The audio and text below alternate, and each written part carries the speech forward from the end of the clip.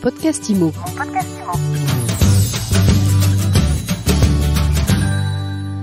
Bonjour à tous et bienvenue dans ce nouvel épisode de mon podcast IMO. On est ensemble pour notre deuxième émission thématique consacrée à la réno énergétique. Alors j'ai le plaisir de retrouver nos experts. Thierry Vignal, président de Mastéos, bonjour. Salut Ariane. Et Michael Nogal, ex-député de la majorité, rapporteur de la loi Climat Résilience et aujourd'hui président du cabinet de conseil Convergence. Bonjour. Bonjour Ariane. Alors les chiffres de la rénovation énergétique, ils donnent un peu le vertige aux propriétaires qui se disent comment on va financer nos travaux de rénovation.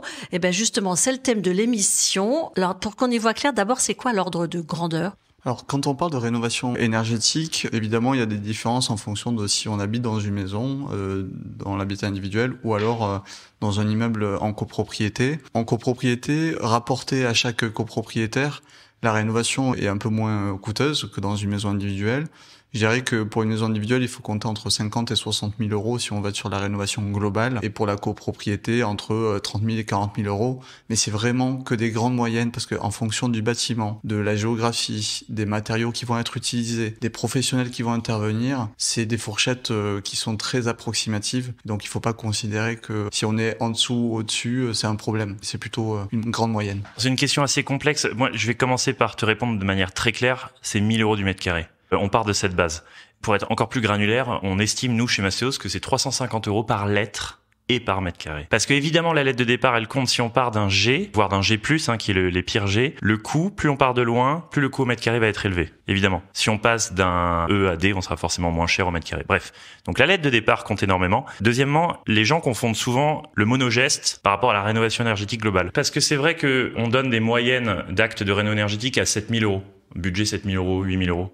Mais ça, c'est un monogeste. Une réno énergétique se veut globale, autrement, elle est inefficace et c'est ce que le gouvernement essaye de mettre en place en réaiguillant les aides vers des réno énergétiques globales et non plus des monogestes. Parce que jusqu'à présent, les gens mettaient un système de chauffage sans faire d'isolation des murs. Donc il y avait des ponts thermiques, des déperditions thermiques évidentes qui annulaient les avantages de la pompe à chaleur. Donc en réno global, on a des budgets moyens selon l'ADEME qui sont autour de 25 000 euros. Et ça correspond plutôt à un prix au mètre carré compris entre 500 et 1 000 euros.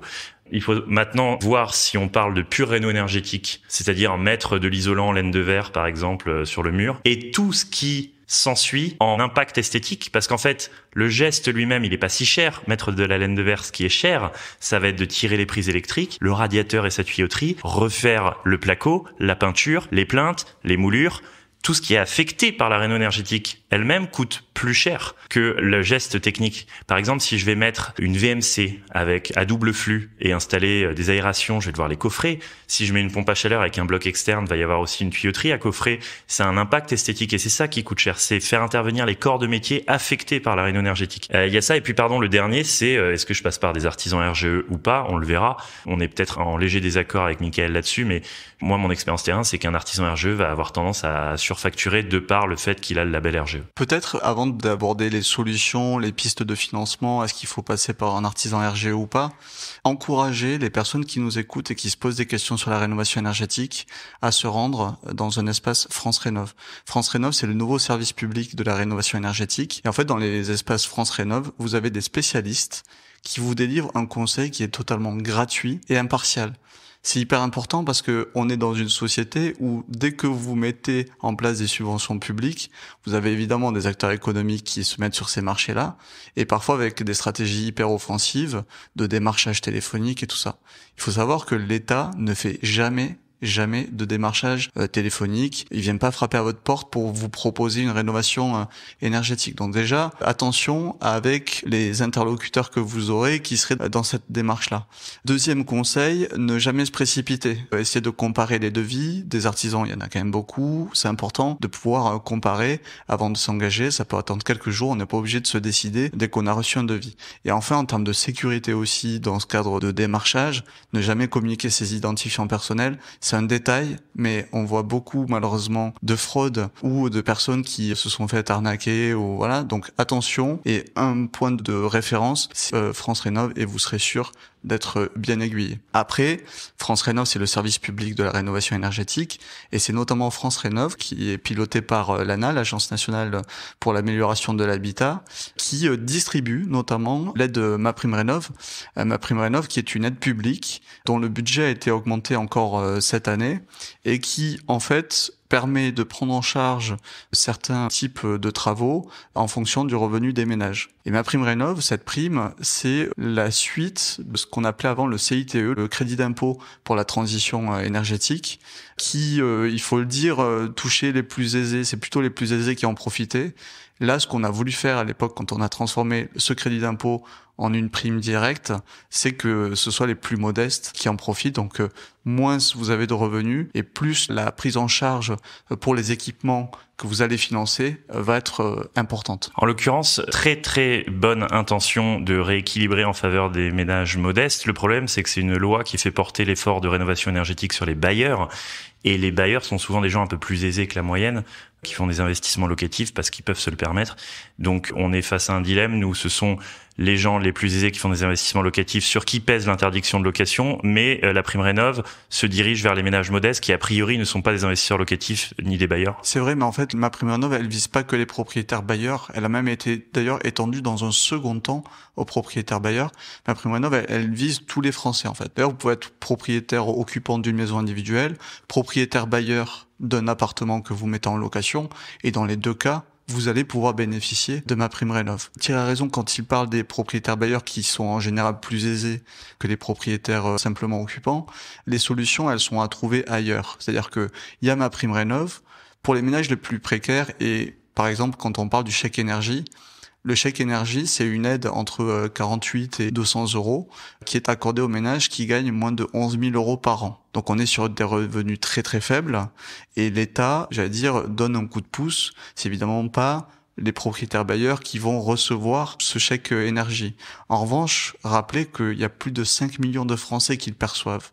Donc c'est important d'orienter aussi la dépense publique vers ceux qui ont moins. Moi, ça me semble totalement légitime. Mais il faut pas oublier ceux qui seraient plus aisés et par qui les travaux, et notamment les travaux de rénovation globale, pourraient être faits. Et là-dessus, c'est vrai qu'à mon sens, les solutions actuelles, elles manquent. Il y a besoin de développer des nouvelles solutions de crédit, que les banques commerciales jouent un peu plus le jeu de la rénovation énergétique. D'abord, c'était pas leur métier. Elles ont du mal à se positionner sur ce marché de la rénovation énergétique. C'est encore très récent.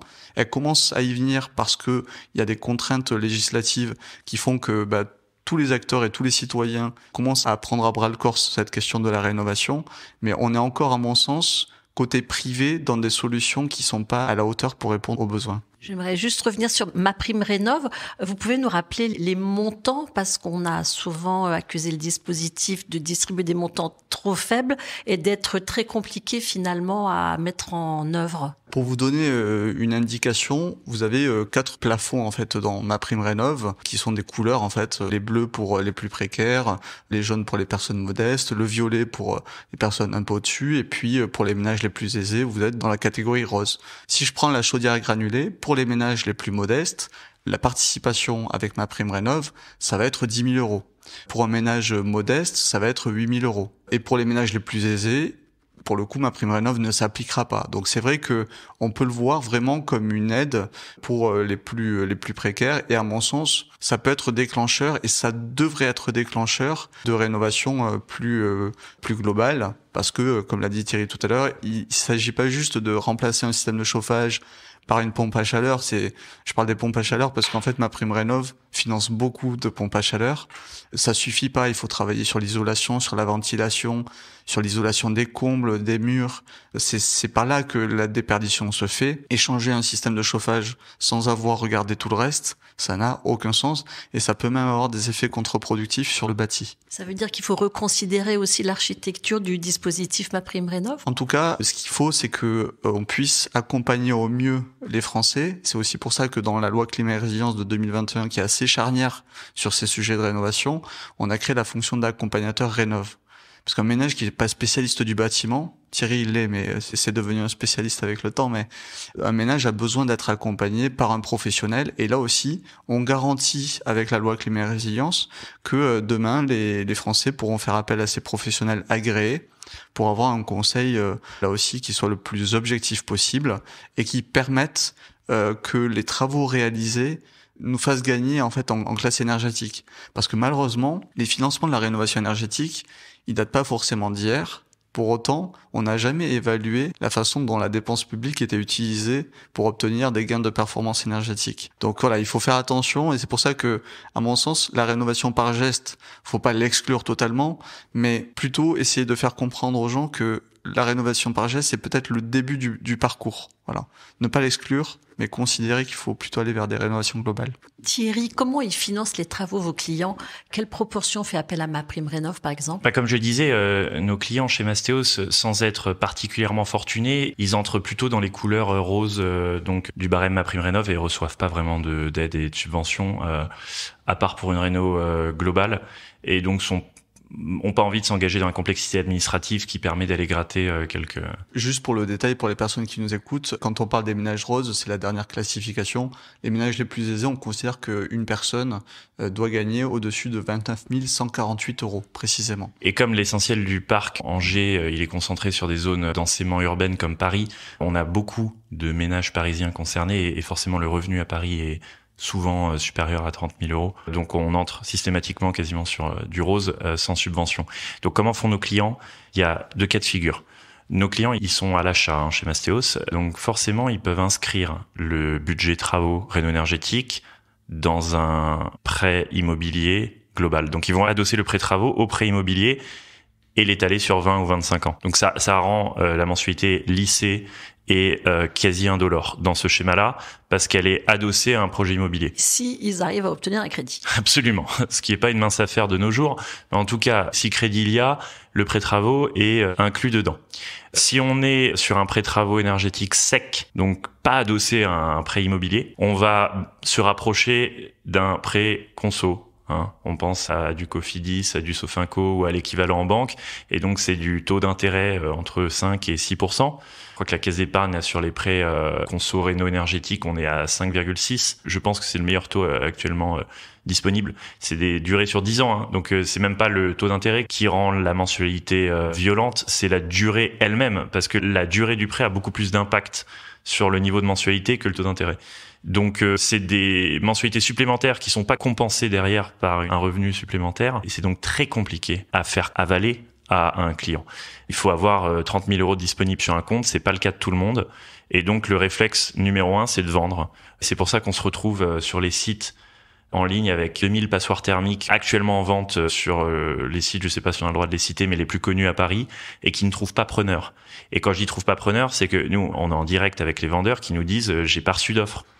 C'est pas que j'ai reçu une offre à moins 40%, c'est que je ne reçois pas d'offre sur mon G. Et donc on a ces limbes dans les mandats de vente qui sont les biens en G que personne ne veut acheter. Et donc ces gens-là sont coincés. Est-ce qu'on peut les acheter à la casse ou pas, ou est-ce que les propriétaires sont pas prêts? C'est ça. En fait, il y en a 15 sur 100. Je parlais à un marchand de biens, il me disait je ne vise que les biens en G, je fais des offres à moins 40%, c'est pour ça que je citais ce chiffre-là. Le marchand de biens va viser 40% en dessous du prix un bien en G, ce qui montre bien le désespoir des vendeurs.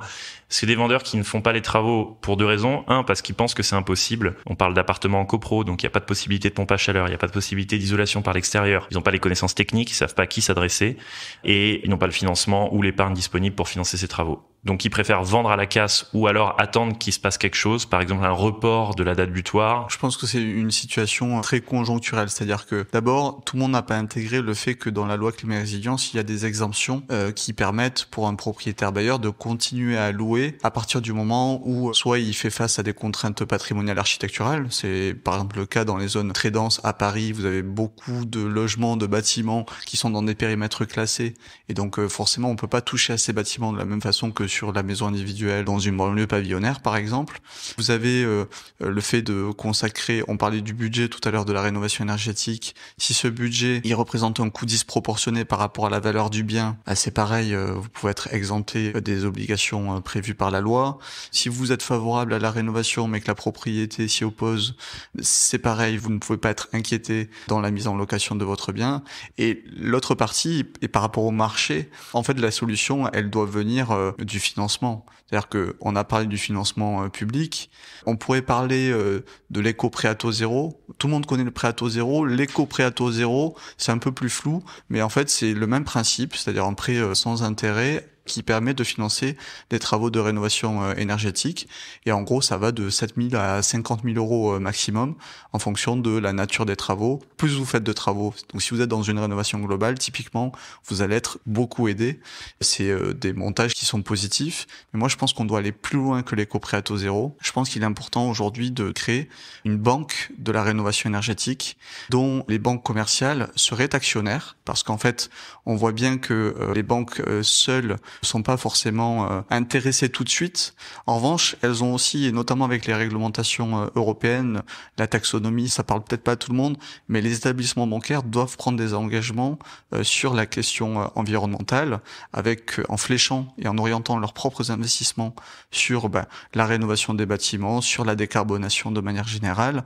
Et donc avoir un établissement qui puisse agréger la force de frappe de toutes les banques commerciales, mais sans leur faire peser directement en fait la complexité de cette gestion, pour moi c'est quelque chose qui est de nature à garantir demain des financements, en particulier où on a le plus de mal à en octroyer, c'est-à-dire dans les copropriétés, parce que les banques elles-mêmes ne se sentant pas sécurisées, ne vont pas aller vers la copropriété qui est vue comme un risque beaucoup plus important que le prêt à un ménage particulier. Et les Français le voient aujourd'hui, c'est déjà difficile quand vous êtes un simple ménage d'emprunter. Mais alors imaginez-vous quand vous parlez de collectif et de copropriété, c'est le parcours du combattant. D'ailleurs, je vais rebondir sur ce que tu as dit, mais c'est vrai que le ménage qui veut faire une rénovation énergétique en copro, il est affecté à plusieurs titres. D'abord, il a l'impression que c'est techniquement impossible parce que les deux gestes qui font gagner 60% de l'efficacité énergétique, c'est la pompe à chaleur et l'ITE, donc l'isolation par l'extérieur. Les ménages en copro en sont privés, parce que l'urbanisme s'y oppose et la copro est pas forcément d'accord. Donc ils ont l'impression d'être laissés avec ce qui reste, c'est-à-dire un petit bout de VMC, un peu de fenêtre, mais ça ne fait pas gagner beaucoup de lettres. Donc il y a une impossibilité technique, et en plus, quand il y a une solution technique, les banques sont pas là pour le financer. L'éco-PTZ, comme tu le dis, du point de vue du banquier, c'est aussi un prêt sans intérêt. Il n'y a pas d'intérêt commercial à distribuer un prêt qui a taux d'intérêt zéro. D'ailleurs, j'ai vu passer des chiffres. Il y a près de 200 dossiers seulement d'éco-PTZ. Pour le coup, je sors d'une discussion avec Romain Dekeyser qui s'en occupe à la Caisse d'épargne et qui me disait que déjà du point de vue de la banque, il n'y a pas un intérêt énorme à prêter à 0 quand les taux sont à 5. Forcément, ils sont pas surexcités. Si quelqu'un vient leur demander un éco-PTZ, c'est un produit complexe qui demande une certaine énergie administrative du point de vue du personnel de banque et en plus ne rapporte rien. Donc ça peut être vu comme un produit d'appel pour fidéliser un client qui est déjà un bon client, sur lequel les banques marges font du produit net bancaire. Mais un client justement modeste n'aura pas accès à l'éco-PTZ parce que c'est un produit marketing pour les banques, grosso modo un produit à perte qui sert à fidéliser un client qui est déjà un bon client. C'est ce que dit le banquier. En fait, c'est ça le défi, c'est intéresser les banques à financer la rénovation énergétique. Et c'est là où on n'a pas encore franchi ce cliquet-là. Ça doit être le travail parce qu'en fait, c'est majeur. C'est par là que soit la rénovation énergétique dans notre pays, ce sera une réussite, soit ce sera un échec. L'échec, on peut pas se le permettre sur le plan climatique. Parce que, rappelons-le, le bâtiment tertiaire et résidentiel, c'est 23% des émissions de gaz à effet de serre dans notre pays. Et si on veut faire des économies d'énergie en termes de consommation, on parle là de 45%, près de la moitié de la consommation d'énergie dans notre pays, elle est mobilisée par le bâtiment. Donc en fait, on peut pas échouer. Voilà, on peut pas échouer. Et donc, à nous tous de nous retrousser les manches. Mais les banques, quand même, je fais un petit pic aux banques, on a besoin d'elles. Voilà. C'est des agents économiques, il faut qu'elles aient un incentive aussi. Et peut-être côté aide, décomplexifier un peu le parcours. Je lisais le résumé des aides sur France Rénov, qui est le guichet de l'État pour aider les particuliers dans leur réno énergétique. Le PDF, il fait 46 pages. Et il y a un peu plus de 15 aides différentes qui sont listées, les principales étant MaPrimeRénov', chèque énergie, on a même des exonérations de taxes foncières, on a des financements de la collectivité, j'en ai listé 15. C'est assez complexe. Je pense que le volet fiscal aurait pu être assez efficace aussi. Avant, on avait un crédit d'impôt pour la transition énergétique qui jouait pas mal parce que ça apportait un vrai crédit d'impôt aux ménagers, donc ça avait un impact direct. Aujourd'hui, on a un super déficit foncier qui malheureusement, pour la plupart des gens, fait perdre plus qu'il ne fait économiser, parce qu'avec le jeu des tranches marginales d'imposition, on se rend compte sur des cas, des exemples concrets, que on se retrouve à payer plus d'impôts que sans le super déficit foncier. Et en plus, le régime du déficit foncier est pas forcément le plus efficace fiscalement. Bon, bref, on aimait beaucoup le crédit d'impôt pour la transition énergétique, qui est plus dispo depuis 2021. Voilà, donc le fiscal joue aussi. Ouais, après, chaque gouvernement essaie de faire sa loi sur la simplification et à la fin finit par rajouter plus de contraintes. Le millefeuille. Voilà, le fameux millefeuille. Moi, je veux pas promettre de la simplification dans les différents outils, parce que tu as raison, il y a beaucoup d'outils, mais parce qu'on essaie de s'adapter aux différents profils des Français, en fonction des revenus, en fonction de là où ils se trouvent, en fonction de leurs besoins, de ce qu'ils recherchent comme type de rénovation. Et donc pour moi, le fait que ça fonctionne, ça passe par justement la présence d'intermédiaires professionnels qui soient les garants des bons choix. Parce que un ménage qui n'est pas accompagné, c'est un ménage qui peut faire des mauvais choix sur le plan technique, sur le plan financier. Et on sait très bien que parce que c'est complexe, on peut vite s'y perdre. Et donc pour moi, l'accompagnateur rénov', c'est là aussi une des clés de réussite de la rénovation énergétique. En tout cas, j'aime beaucoup ton idée de banque de la rénovation énergétique. Elle est dans un agenda des pouvoirs publics, des banquiers, cette banque ? Pas encore, mais moi je pense que c'est un enjeu majeur. Dans le cadre du Conseil national de la refondation sur le logement, on a évoqué cette idée d'avoir des réseaux de financement nouveaux. Moi, je pense que au-delà de l'État, des collectivités ou des tiers financeurs, je pense qu'il y a besoin que, encore une fois, on remette les premiers financeurs que sont les banques dans notre pays, qui sont des acteurs économiques. Il a raison Thierry de le rappeler. On a besoin d'avoir l'ensemble des acteurs, d'ailleurs, économiques de notre pays qui trouvent un intérêt à faire les rénovations. Et quand je dis ça, je veux aussi envoyer un message aux promoteurs immobiliers, à la fédération, la filière du bâtiment. On a besoin de tout le monde pour franchir un nouveau cap. Il faut laisser personne sur le côté. Et moi, je dis toujours que la rénovation énergétique, c'est d'abord, avant d'être des contraintes, c'est d'abord une super opportunité économique pour tous les acteurs. Je suis le premier à en profiter. Moi, j'ouvre une offre de réno énergétique avec notre partenaire Easy by EDF. Donc, je monétise cette contrainte en tant qu'agent économique. Néanmoins, je vois à quel point le manque de staff RGE, les difficultés de financement et puis la méconnaissance du public sur les aspects techniques et les subventions sont des freins pour avancer. Je pense que les aides fiscales pourraient jouer, les subventions pourraient peut-être être élargies à des propriétaires bailleurs aussi. Tout ça a un coût dans un contexte contraint. En tout cas, oui, c'est forcément une opportunité pour énormément d'acteurs qui parfois peuvent en abuser. Et ça va dans le bon sens d'un point de vue de la transition écologique, parce que pour le coup, c'est un quart de l'empreinte carbone. On parle d'interdire les lignes d'avion quand il y a une alternative en train. Ça a concerné, je crois, 3 lignes et ça représente 0,24% des émissions aériennes. Là, on parle d'un quart, sans compter la construction. Donc il est urgent d'agir, mais il faut pas oublier que derrière ces belles intentions, il y a des acteurs économiques contraints. Et pour les propriétaires qui n'arrivent pas à financer, le financement, c'est de baisser son prix en conclusion. On peut voir les choses comme ça ou c'est trop cynique ? Soit on peut, d'un point de vue très macro, compter sur une passation des vendeurs qui peuvent pas financer à des acheteurs qui peuvent adosser à un prêt IMO leur prêt travaux rénovation énergétique et mieux le digérer sur 25 ans. Soit on peut compter sur des produits bancaires et des banques qui jouent un peu plus le jeu parce qu'elles y trouvent des incentives. Pendant la période de confinement Covid, on avait le PGE. C'était un super produit bancaire backé par l'État. Les banques y trouvaient leur compte. L'État était là pour sécuriser le système. L'État est pas autant présent pour sécuriser les prêts rénovation énergétique à 0% d'intérêt. Donc il faudrait faire un PGE énergétique. Il faudrait faire un PGE énergétique et une banque de la rénovation énergétique. Merci pour vos interventions. Merci Thierry Vignal, président de Mastéos. Et merci Michael Nogal d'avoir été avec nous, président du cabinet de conseil Convergence. Merci à vous deux et je vous dis à très vite pour un nouvel épisode de Mon Podcast Immo à écouter tous les jours sur MySuite Immo et sur toutes les plateformes. Mon Podcast Immo. Mon Podcast Immo.